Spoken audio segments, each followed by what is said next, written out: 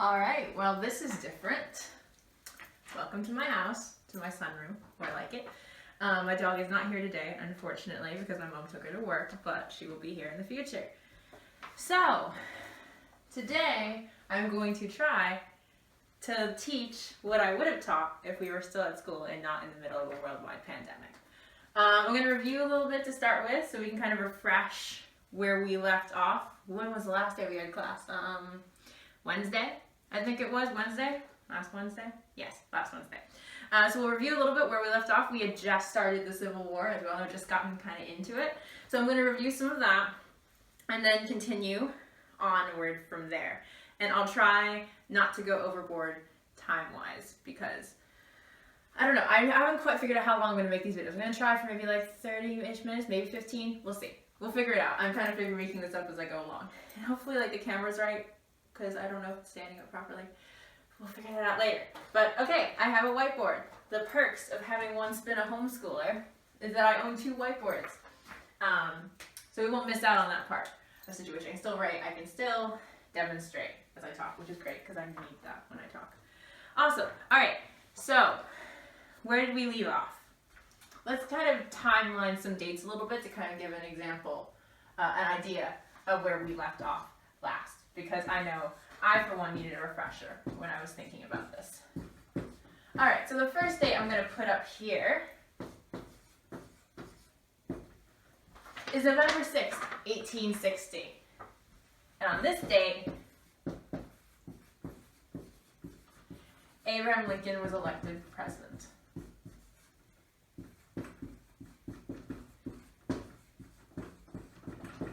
All right.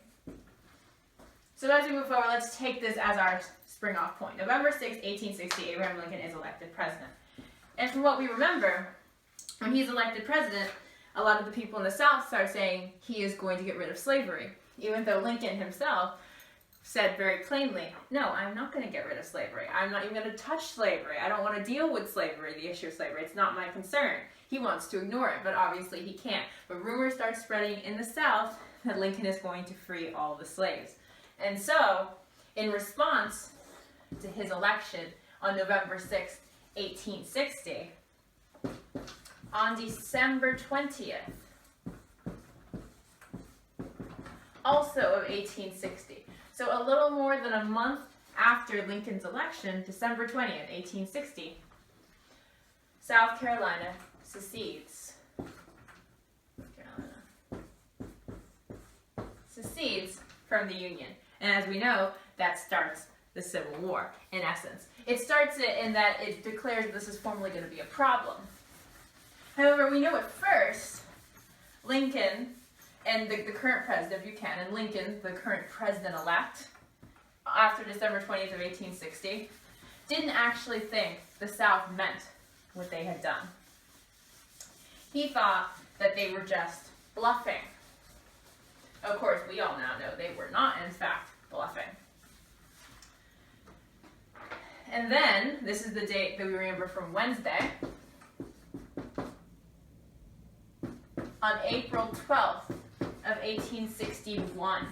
So if they secede on December 20th of 1860, about 4 months later, on April 12th of the next year, so now Lincoln is the president. He was inaugurated in February. On April 12th, 1861, the Confederates opened fire on Fort Sumter. And you'll have in your PowerPoint pictures of Fort Sumter that I showed in class. So you'll remember Fort Sumter is that fort that's off the coast of South Carolina. So it's surrounded by water on all sides.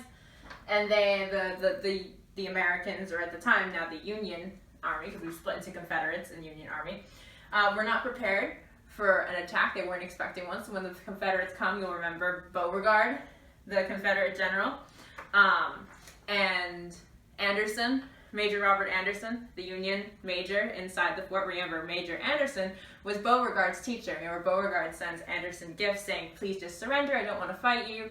And Anderson sends them all back and says, I won't surrender. And then the Confederates take Fort Sumter after about a day's worth of fighting. And with that, the war has officially begun.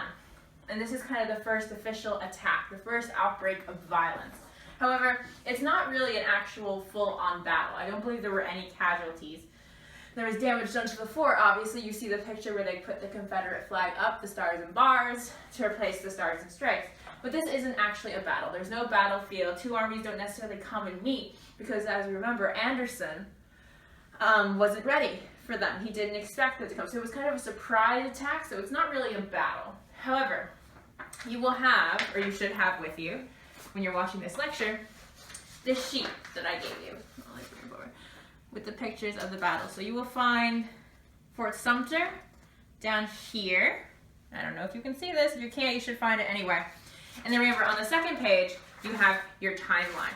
So now would be a really great time to take out that timeline and put in the first square, April 12th, 1861, Fort Sumter, and then a capital C for Confederate victory. I filled out the entire thing already. And if you remember, I mentioned, we'll talk about this when we actually Zoom and talk in person. By the time we finish the Civil War, I want all of you guys to have a full filled out timeline. Not necessarily because I'm going to quiz you on the dates of the battles, but it's important to see when each one happened, mostly because we're going to discuss not just the battles, but how each battle caused the other. Because a lot of times there's a tendency for war to be taught very piecemeal, every battle in its own particular box, which to be fair is kind of what this is doing. But I want us to be able to really see how one leads to the other, how we go through the Civil War by the incidents that happened in the in the 9 battles I've chosen that we are either going to mention or actually study. But don't worry, we're not going to study all 9 of these in depth. They're just going to come up as we learn about other things relating to the Civil War. All right, so that's Fort Sumter. So I'll give you guys a second to fill that out while I drink my tea, because I have tea. Me at the coronavirus, not today.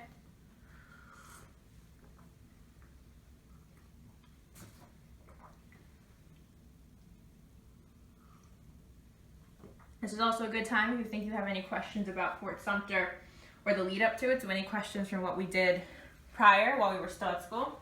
And now would be a good time to write those down for when we have our Zoom meetings in the future. But if we think we're okay, we can move on to new material. Finally, it's really exciting. It actually is going to be pretty interesting. All right, so new material for today.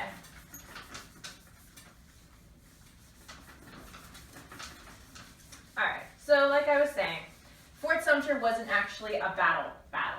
It's kind of a skirmish, it was an attack, but it wasn't battle as in fighting on a battlefield kind of battle. So today we're going to talk about the first battle of the Civil War. So by the summer of 1861, so remember, Fort Sumter is in April of 1861, and that's when Lincoln and the Confederacy starts realizing they need to start building up their armies. So they spend some time doing that. And then in the summer, both armies were already starting to be eager to have their first confrontation because nothing really had happened. They know they're at war, but they haven't actually met on a battlefield. So if you remember, who's the president of the new Confederacy? Jefferson Davis. He was inaugurated sooner, around the time that Lincoln was inaugurated as president of the United States, about the same time. So Davis urges the Confederate Army to move towards a place called Manassas Junction. Manassas Junction was a railroad crossing. A junction is like a meeting of multiple different ways to go. So Manassas Junction is a railroad crossing about 25 miles west of Washington, D.C. So he's pushing his men close to the capital. Because at this point, both armies are kind of centered in that Washington area. So they're thinking the war might be over quickly because they can just attack one of the other's capitals. We haven't really expanded to fight in the rest of the United States. So Davis pushes his men towards Manassas Junction. And Lincoln pushes his army, the Union soldiers, down to meet the Confederates.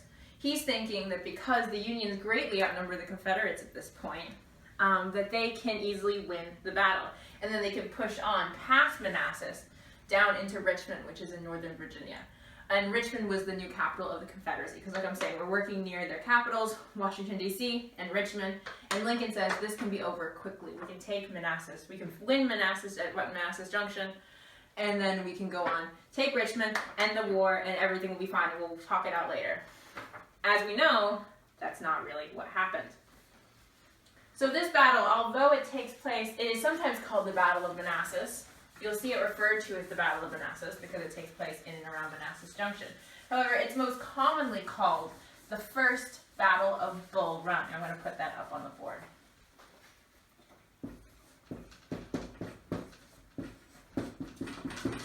First Battle of Bull Run. You're probably wondering, why is it called Bull Run? Well, because it takes place on a little offshoot of the Potomac River. So the Potomac River runs through Washington, D.C. And a little offshoot of that river was called Bull Run, kind of like Bull Run Creek. A small, not really a creek, but it's a small branch of the Potomac River. So it fought along the banks of that particular river, and this is why it is called the First Battle of Bull Run. And you're probably wondering, why is it called the first battle? Is there going to be another one? Yes, there is, but we're not getting to that yet. So don't worry about that yet. For right now, no, we have the Battle of Bull Run. But it's important to remember to call this one the first battle, because there is going to be a second one, and we're going to need to distinguish between those two. But the First Battle of Bull Run, the first major battle of the Civil War, takes place on July 21st of 1861. And once again, this is a good time to put this into your little timeline, into the second box. So this one should go, so this should be the one, this first box should be for Fort Sumter, and then go down here to Bull Run. So this kind of zigzags. So you're going to want to put July 21st, 1861, first Bull Run, whatever you can fit. And we don't know who wins yet, so you can't put your letter yet. Spoiler alert. Okay. So what happens at the Battle of Bull Run?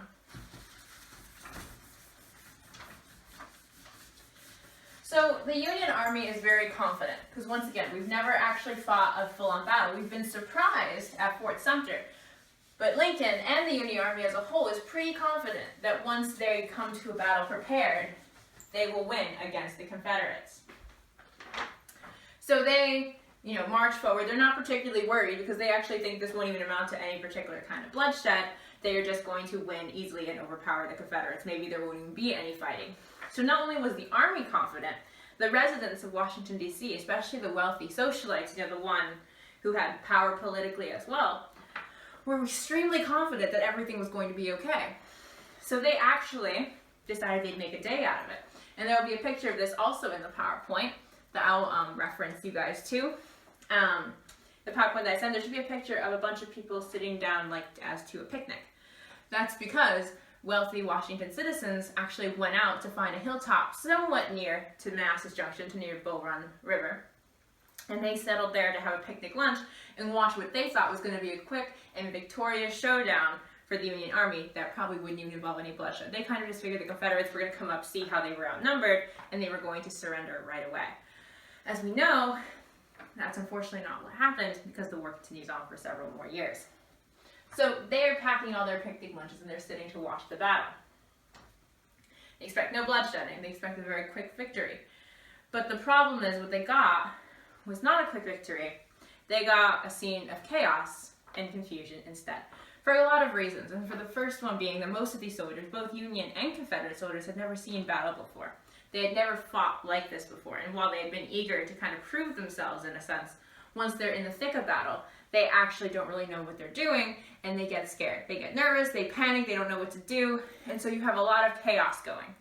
And another reason is that at this point we don't have established uniform colors. So later on in the war, the Union Army is going to be blue uniforms. The Confederates are going to be gray.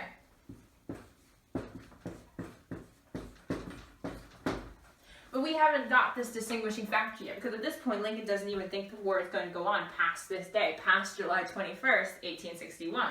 So they haven't even commissioned, uniforms for all the army, because why would they need them if the army's just going to be done in a few days? So they have no uniform distinguishing color, so people can't really even tell who's on which side. So as the fighting starts, the confusion amplifies, as nobody knows whether they're shooting at a friend or an enemy. it becomes very problematic. And then, of course, we're fighting in the 1860s. So you're fighting using gunpowder and cannons. And a lot of these men had never heard of cannon fire before, so they're being confused by the cannon fire, the smoke, the gunpowder, and the air. And this is also the first time a lot of people have seen a fellow soldier fall in battle, or the first time they might have killed somebody. And they might have come into the battle thinking, oh, I have a cause and I'm willing to, kill the enemy soldiers for it. But once it actually happens, they kind of are shocked by the fact that other people are killing them and that they potentially are defending themselves and killing other people. So there's a lot of chaos surrounding that as well. So despite this confusion, it actually does look like the Union is winning anyway, because once again we know they outnumber the Confederates greatly. However, then Confederate reinforcements arrived. And even with the reinforcements, the Confederates were still confused. And so the generals of the Confederate soldiers were trying to rally their troops a little bit. And this is where we actually get an interesting story about the Battle of Bull Run. So this is what the first Battle of Bull Run is actually known for. You'll find that a lot of Civil War battles have these little incidents that happen during the battle.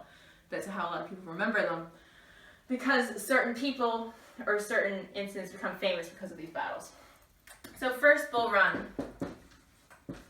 is famous because of a particular Confederate general. So we know the Union is winning at this point, but we know Confederate reinforcements have just arrived. And in an attempt to organize the reinforcements, one Confederate general says, he points to another general.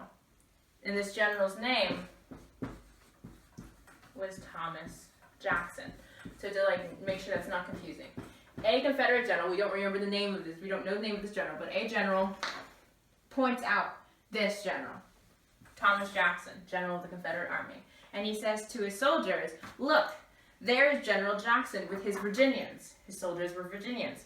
He's standing there like a stone wall, because Jackson and his men were immovable. They weren't running. They weren't causing chaos.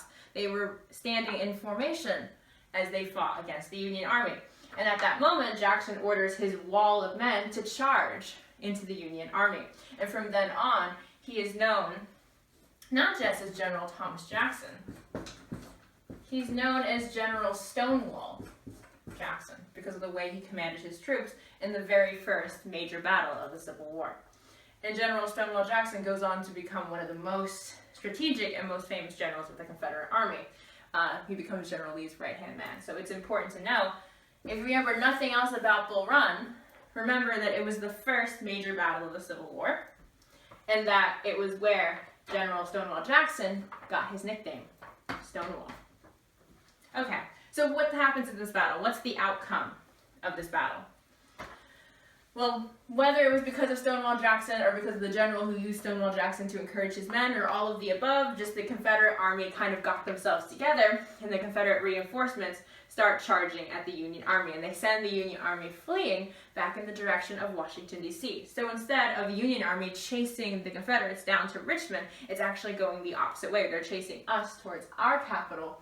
And the onlookers, all the picnickers, start panicking and also running in a mix of confusion because they didn't expect this to happen. Nothing had gone as it was supposed to do. And so the Confederates actually win the first battle of Bull Run. However, they were very disorganized. They were so disorganized that they actually didn't chase the Union Army all the way back to D.C. They sent them running in that direction, but because they were so confused by the fact they just fought their first battle and they didn't really know where to go or what to do, or didn't have any solid leadership, even though Stonewall Jackson was there and he was great, they didn't have any solid leadership. So they don't follow the Union Army back to D.C. So the Union Army escapes, and they are in shock by what just happened. But if the Confederates had followed them to D.C., the history might have looked very different. So this is a good time to also fill in your sheet, the capital C in the square for first Bull Run, because this is a Confederate victory as well. So I'll give you guys a minute to kind of process that, finish writing up any notes. If you have any questions about this, obviously you can't ask me live, but if you write them down, we can talk about them when we meet via Zoom.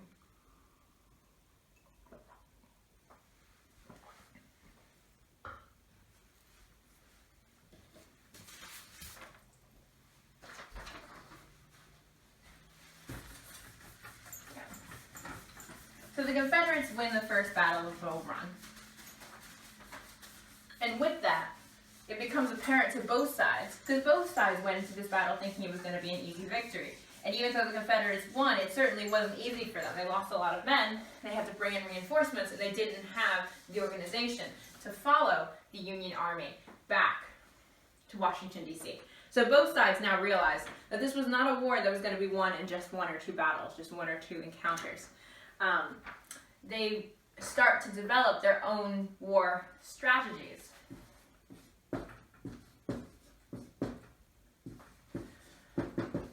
Because they realize that in order to win this war, they're going to have a plan.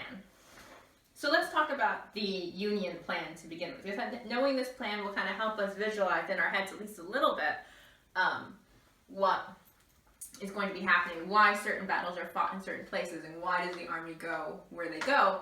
It's because of this plan. So strategy. So before I write anything down, do we remember who Winfield Scott was? If we don't, it's okay. It was a while ago that we talked about him.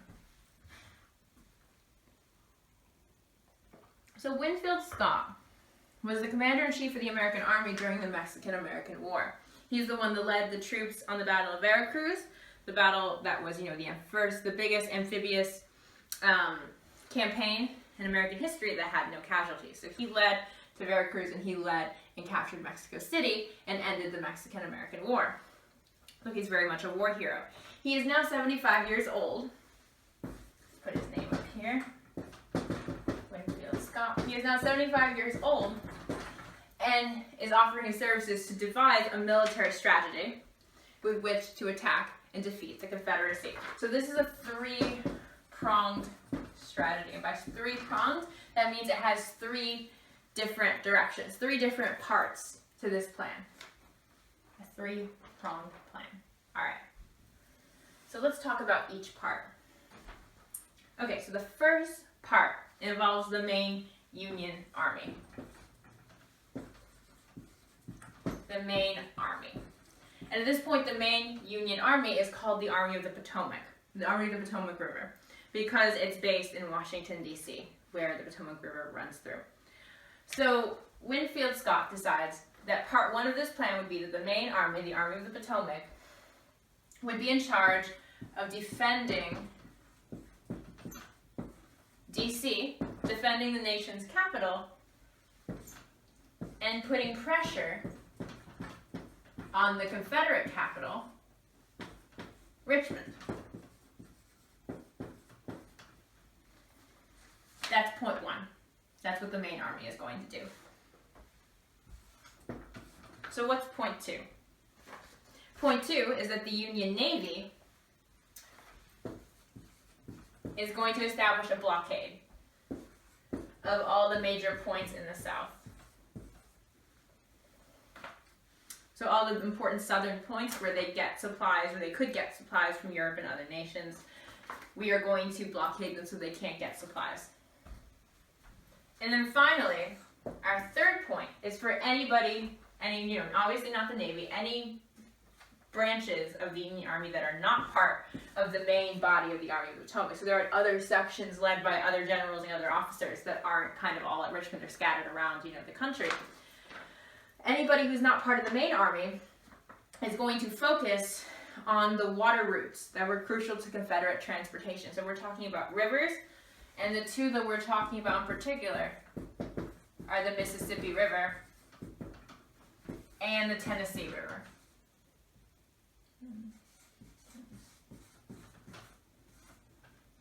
The Mississippi and Tennessee rivers. So this is for everybody else, basically.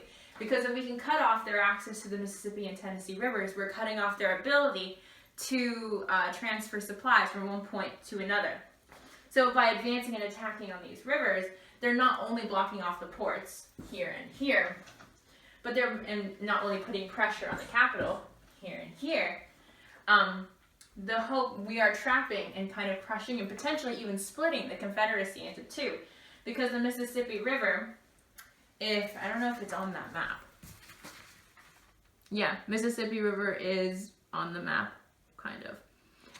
You should be able to find that anyway. But the Mississippi River runs like this. It runs upward. in a vertical fashion. So does the Tennessee. So if we cut them off from those rivers, we will split the Confederacy in two. We will trap them. We will crush them, almost like a snake.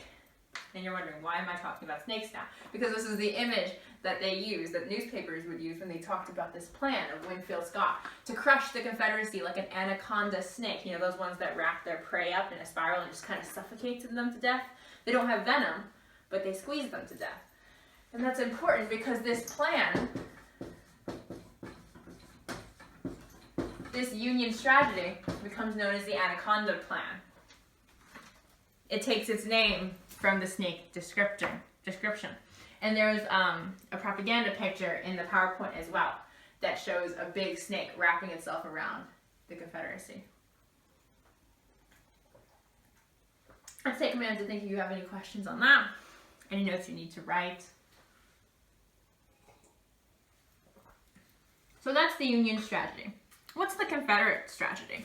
Not particularly complex, so I don't really need to write anything up about what the Confederate strategy was.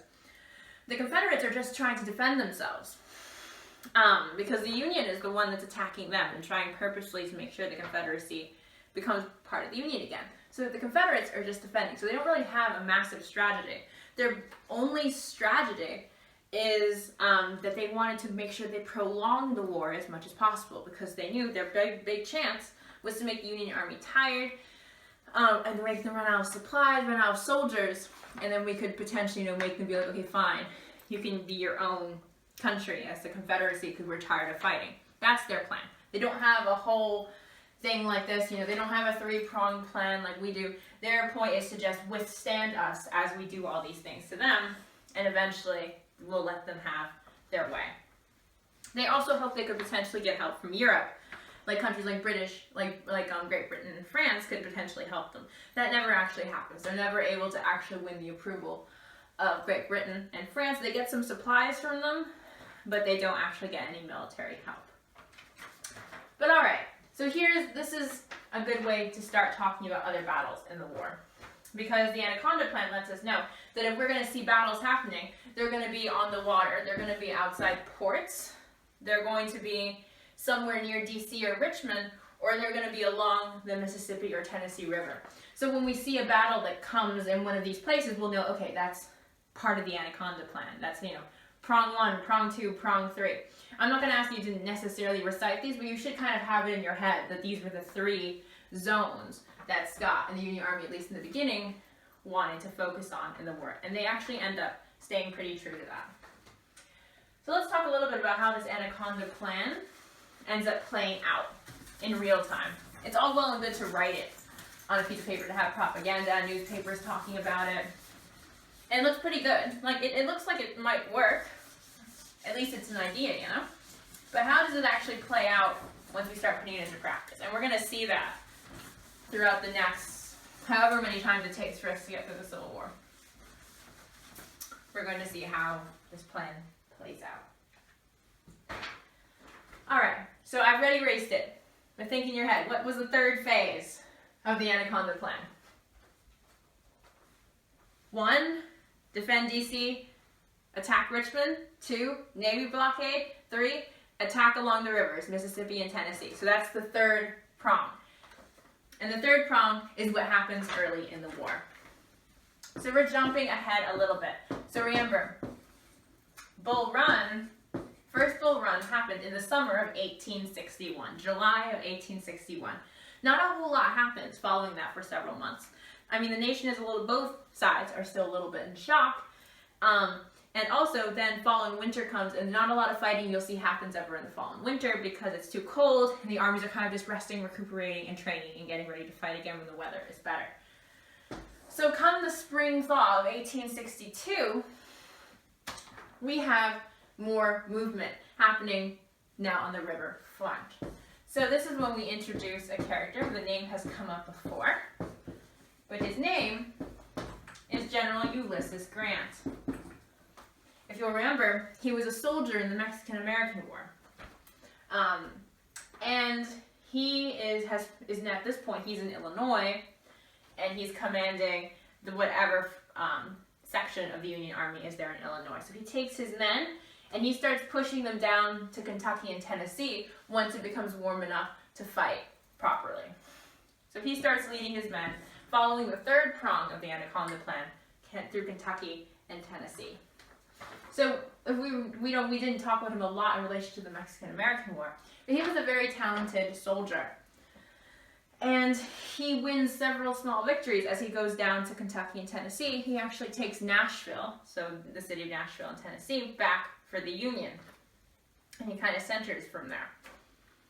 And the Confederacy starts retreating southward. So south from Tennessee, down into Mississippi, to a northern Mississippi town called Corinth. This is south of Nashville in upper Mississippi. So you should have on your map, the Corinth won't be labeled, but you are going to see a little star called Shiloh in northern Mississippi. Southern Tennessee, northern Mississippi, and that's what we're going to talk about right now. So Grant starts making plans to follow the Confederates down to Corinth. He just wants to chase them. He's a very aggressive general. But as he chases them, he makes two very costly errors. So his first error, trenches. He doesn't have his men dig defensive trenches as they advance toward Corinth. And then two, he exposes the location of his troops. Because he has them march in open areas, not under the cover of forest or under the cover of night. They march in big open fields, and the Confederate scouts see them coming. And the Confederate general has a surprises them with an attack. So on April 6th of 1862, almost a full year after Fort Sumter, the Confederate general surprises Grant and his men near a Methodist church. And this Methodist church is important because it named the battle. This little church was named Shiloh, which ironically means peace. And they fight a very, very brutal battle at Shiloh, because Grant's men were taken by surprise. It said that some of them were sleeping or even eating breakfast and were killed in their tents before they could actually come together and form any kind of resistance. The Confederates were confident that they were going to win, and they end up having a lot of Union casualties. However, while this sounds like this is going to be another victory for the Confederates, it actually ends up turning around. So the Confederates have the Union Army pinned up against the Tennessee River, because remember, they're trying to fight along the rivers, so they're pushed up against the Tennessee River. However, Union reinforcements arrive at dawn. So the battle starts on the 6th, it finishes on the 7th when the Union reinforcements arrive. And the Union forces, who up to this point, because they were taken by surprise, were like on the defense. They were defending themselves. With reinforcements, go on the offense, and they attack the Confederates. And the Confederates are forced to retreat 20 miles back to Corinth, back to northern Mississippi, because they were tired and they had no reinforcements. So the Union Army is successful in driving the Confederates off, driving them away from Shiloh. And so the Union wins Shiloh. This is a good time to put into your sheet, into the third box up here, April 6, 1862, Shiloh, and a capital U for a Union victory.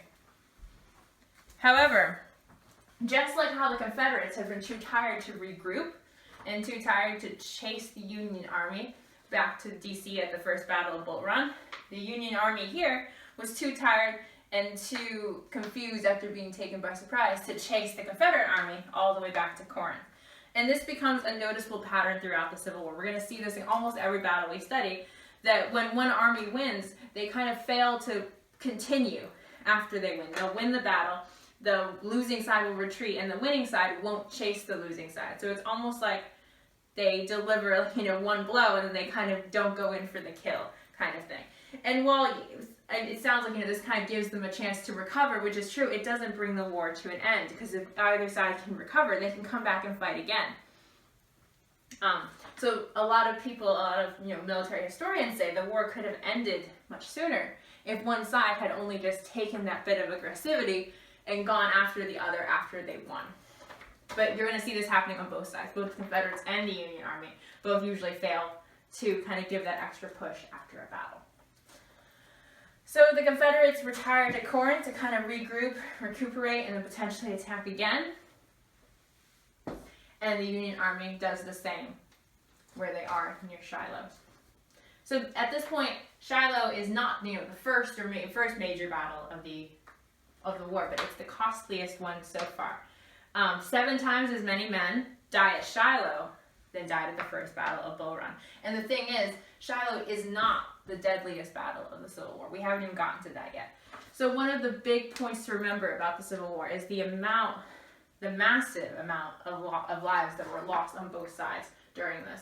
And why this war was so traumatizing for both sides and for the nation as a whole is because of exactly how brutal some of these battles were. And Shiloh was the brutalest one up to this point, up to April 6th, 1862. And we still have several more years of war to cover. But I am going to pause there to once again give you guys time to think about what we've just done. So let's kind of recap a little bit. We reviewed Fort Sumter.